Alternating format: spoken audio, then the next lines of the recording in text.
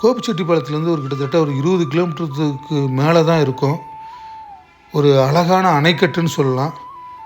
அங்கே போனாவே அந்த இயற்கை சூழலை பார்த்தாவே மனசு ரிலாக்ஸ் ஆயிரும். குண்டேரி பள்ளம் அப்படின்னு சொல்லிட்டு அணை. பல கிராமங்களுக்கு நடுப்பது தான் ஒரு ரோடு போகும். பல கிராமங்களை தாண்டி தான் அந்த அணைக்கட்டுக்கு போக வேண்டி வரும்.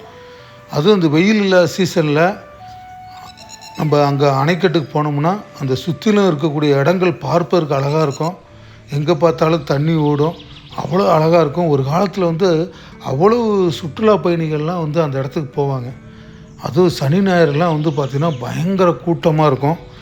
இப்போ கொஞ்சம் வெயில் காலம் ஆரம்பிச்சிருச்சனால இப்போ நாங்கள் போன வேளையில் மக்கள் நடமாட்டம் கம்மியாக தான் இருந்தது. சாயந்தரம் மக்கள் நடமாட்டம் வரும். அதுவும் குறிப்பாக விடுமுறை நாட்களில் பார்த்திங்கன்னா மக்கள் நடமாட்டம் வரும். கிளைமேட்லாம் செம்மையாக இருக்கும். அங்கே 6-7 மணி வரைக்கும் இருந்துட்டு வந்தோம்னு வச்சுங்களேன், அவ்வளோ அழகாக இருக்கும். அது வனவிலங்குகள் நடமாடக்கூடிய பகுதி. அவங்கவுங்க அதிர்ஷ்டத்தை பொறுத்து அந்த வனவிலங்குகள் மலைப்பகுதியிலேருந்து தண்ணி குடிக்கலாம் வரும். மான், யானை அப்படிலாம்.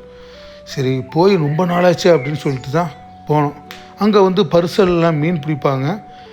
கொஞ்சம் நேரத்திலே போனோம்னா பரிசலில் மீன் பிடிச்சிட்டு இருப்பாங்க. நம்ம வாங்கலாம். அதுவும் சனி ஞாயிறுலலாம் போனோம்னா கண்டிப்பாக பெரிய பெரிய மீன்கள்லாம் கிடைக்கும். சரி ஒரு மனசு ரிலாக்ஸுக்காக அப்படியே அங்கே போனோம்.